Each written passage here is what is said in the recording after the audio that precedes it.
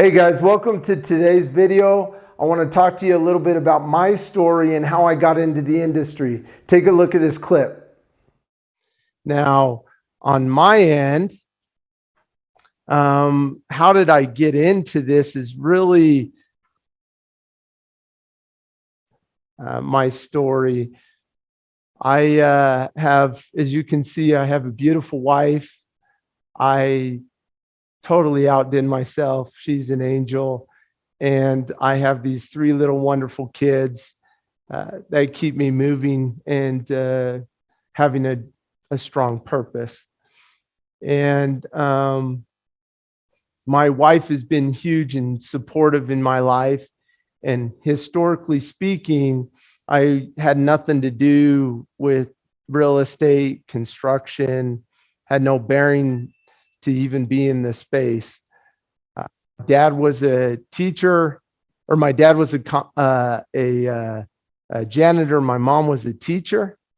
And so I didn't really have any, blood in the space. But I had a job with an AI company. And while I was working for this AI company, I started having these feelings that I needed to do something different. And at the time, it was my wife and I. We had no kids, just dual income. I was doing really well for myself on the corporate side. I was making good money, and I was making good California money living here in Utah. So we had a really good scenario going. And my feelings, we started evaluating purposefully with intent to try to figure out what it was that we were feeling. At that time, because I had so much money coming in and set aside, I wanted to employ the money and have it start working for me, was my first thought. And most of my mentors were either like really successful in financial markets, is kind of a diversifier for them. They had some vehicles there, or they had real estate. And so I looked at the two of my wife and I at the time were actually renting because we weren't sure if we were going to have to move to California where the headquarters were for the AI company. And so at that time, when we thought about it, one day we kind of took some time separate and then came back together, and we both had the same response. I needed to leave my job. At the time, I didn't have I had some money in the bank, but I didn't have a direction. We had started to evaluate the idea of going into real estate, or at least getting an understanding on real estate, because we were renting, like I said, and I was going to buy a property, and it would just make sense if I was my own agent, right? And I could save on some commissions and gain some equity that way. So in that process, my wife, that's why she's an angel, in allowing us to jump without a parachute. And we jumped, and I had about I don't know, half of my credits done with my real estate license. And so the last, I don't know, I burned through within a month the rest, and took my test and passed. I think I honestly swear I didn't pass that. And so that ought to tell you, I don't feel like I'm the brightest guy, the smartest individual, but what I do have is a drive. And I do have a passion for people, and I do have a purpose to serve and bless. And those things have culminated into my success in finding my way into the industry. But my wife and I, so we jumped, we made the leap, and just, I started taking base hits of normal real estate. But I always had this affinity for land development, kind of pushing me in that direction. So let me kind of lead into a few of these. I'll just kind of pull a few of them up. So I finished my license, and since I had an affinity, I applied to every builder, got rejected. No one even gave me a second chance or even a conversation. They just blew right by my resume. And that was due to the fact that I had no experience or background in real estate or construction. And so my next thought was, again, talking to my drive, who else can coach me? Who else can teach me? So I reached out to every developer or person in the industry, trying to find my way in and asking, hey, would you teach me? I'll work for free. I'll scrub your toilet. I'll do whatever it takes just to allow you, or just for you to allow me some time around the space. And I had a guy that was super disappointed, individual that looked at me and he said, why would I train up a competitor? And I was so disappointed. I remember it struck a chord with me and my feelings. And I knew he was wrong. How can you look at life and everybody that exists in it and everything there is, blades of grass to trees, and not see the abundance that's available? And I felt like he was downplaying the universe and the size of the universe, that it couldn't serve me and him at the same time. And so that was a little bit of an emotional roller coaster for me. And then I door knocked because no one wanted to give me a shot. So I just went and started door knocking. And I asked one question I didn't even know anything about. I just asked, have you thought of subdividing your property? You know? And then they'd be like, I don't know, everybody's knocked my door and yada, yada. And, so I got a lot of doors shut on me. I didn't know how to talk the jargon. People were talking French to my English. And so that didn't bode too hot for me either. It just kind of had a bunch of dead ends everywhere I went that way. So I wasn't super successful there. I actually had this idea. So I was like, okay, if no one's going to give it to me, I just got to create an idea. And I had an idea of a development, and I thought I would take it to one of the guys that was overseeing me ecclesiastically. And he had some land, and I said, hey, what if we did this on the land? He said, well, if you can sell me on it. And so I went to work, started doing that, and did a lot of market research, uphill climb, didn't even know what I was trying to put together in a pro forma or anything. And it ended up being that I did a lot of hours, thousands of hours, just for his boy to come up with a better idea. So his boy came up with a better idea, and he ran with the better idea, and I can't blame him. That's turned into a nice, luxurious experience for him. It's actually what was Soccer City and Sports City now. And I'm so glad that, he was blessed that way. And I was blessed with the opportunity to just pretend on land. And he gave me so much opportunity that way that nobody else was willing to. So that's one of the things.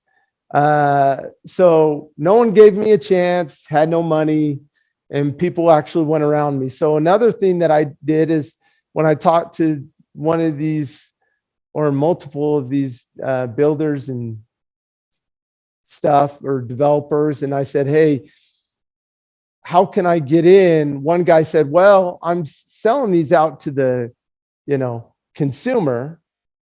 So I have real estate agents already doing that, but I'm not selling it to builders. But if you have a builder that comes in and wants a lot, I'll go ahead and comp you on that.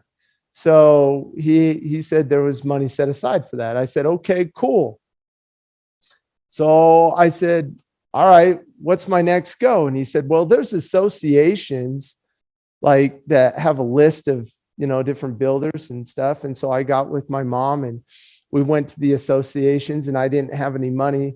Long story short, during this whole process, obviously we had a balance, a cash balance in the bank that obviously the universe always wants to test your mettle and your inspiration to make sure that, you know, you understand that you give credit to the universe and not to yourself. And so at this time, my wife turned 26. So she went from her dad's insurance to my insurance, which I didn't have. So, you know, she ends up getting pregnant. Our house floods 3 times. And the insurance company wants to cover everything but the real ordeal, which were our pipes. So they'll cover the collateral damage, but not the source. But the problem is I had to go into the walls to go all the way down to the studs just to get to re-plumb my whole house. The piping had become fragile and brittle and broke. So our house floods 3 times. All of a sudden, what we thought was a runway was nothing. We lost everything. And I was left to try to figure out how to make a mortgage of $600. We were in a townhouse. And so in that situation, my wife, again, a total angel and a trooper, she said, just keep going. Just keep going. And I'm going to swear I'm not going to get emotional with you guys here. It's just it's so hard to be successful. It's so hard to get into the industry. So I have all the compassion in the world to somebody who wants to get in. It's very challenging and difficult. And my mom and I had, because I didn't have money to join the associations, we went to the websites and we one by one stripped all the websites, like scrolled over them, cut, pasted a builder down into a spreadsheet. And we did that one by one over a number of days. And then what I did is I made a note box in the spreadsheet and also some dates, and then just started calling and just started talking to builders and saying, hey, you know, there's this development. Would you be interested? And then they would say, yeah, give me the material. And I'm like, what material? So then at that point, I had to go back to the developer and say, what are they asking for here? And he'd say, oh, this, and this, and this. And he's like, here, I'll send it to you. I sent it over. But then people drive out and take a look at the site. And where's Steve's name? It's nowhere, right? So then they, you know, start talking to the real agents, and, you know, it just didn't work out for Steve. So, but it gave me, again, a practical way to learn the jargon and learn the environment. So it was a massive blessing, albeit kind of a failure experience for me. And then we have the million efforts after that, because as you accumulate knowledge, right, you start to be able to get further and further along in development, because, you know, each failure teaches you something, right? And so ultimately I keep going and I keep going, and pretty soon, you know, I went halfway through a development before it blew up, 3/4 of the way before it blew up, and so forth. And we had about every development opportunity blow up in my face. I remember being outside my house and parked in the car and just having this universe conversation where I was saying, hey, look, here's the deal. You're impressing on me, or I have these feelings that I'm supposed to be going on this trajectory, but every time I pursue that trajectory, I get popped in the mouth. Like it's not working for me. And the thought that came back to me in kind of a sentence structure of sort was, okay, Steve, cool. Now quit worrying about you and just go and serve. And I was trying to figure out at the time, how am I gonna pay for my mortgage? How am I gonna take care of my kids? How am I gonna take care of my wife? How am I gonna follow through with all the feelings I have inside and be able to be the provider and the protector? And I was lost in myself, that I was missing out on so many different opportunities. So I committed that I wouldn't talk dollars, but rather I just talk opportunity and in serving and blessing lives. So what I did, my next step was, and you'll see some of this, serve the people and opportunities no one else wanted. I told him, and you, what was your name again? Christina. Thanks for coming and introducing yourself to me. Christina came and asked me, so when you're looking for a land development deal, what are you looking for? Like, what are your criterias? And these are my criterias: that I can serve. That's it. There's no like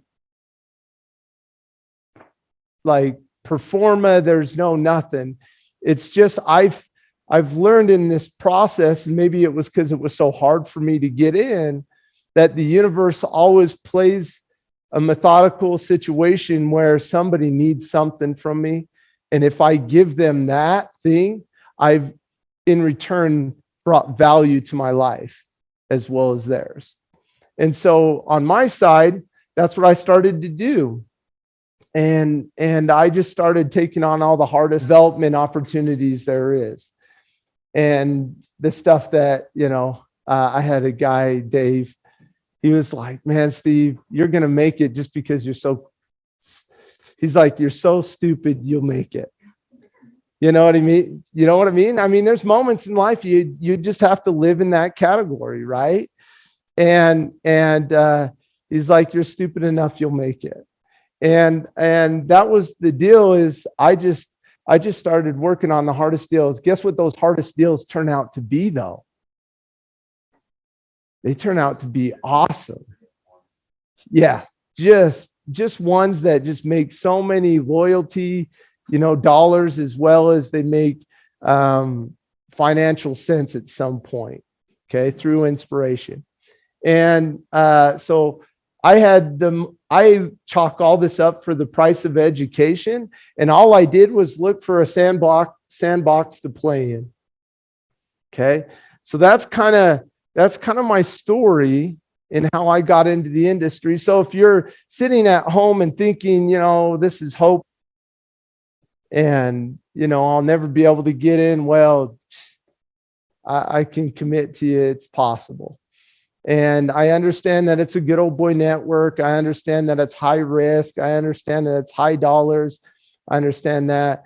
But again, going back to what the guy told me that I don't believe in, I think the universe wants you to win. I think it plays for you, not against you. And sometimes we just get so caught up in the moment and how hard it is that we don't understand that that's the requirement to build strength, to build that character, to build that evolution to where you need to be as an individual to succeed. Because ultimately, all those failures built momentum and knowledge to which when the universe presented an opportunity to me, I was able to execute on that. All right. Hopefully you enjoyed the video. Find us at McClaryCompany.com. We'll see you again next time.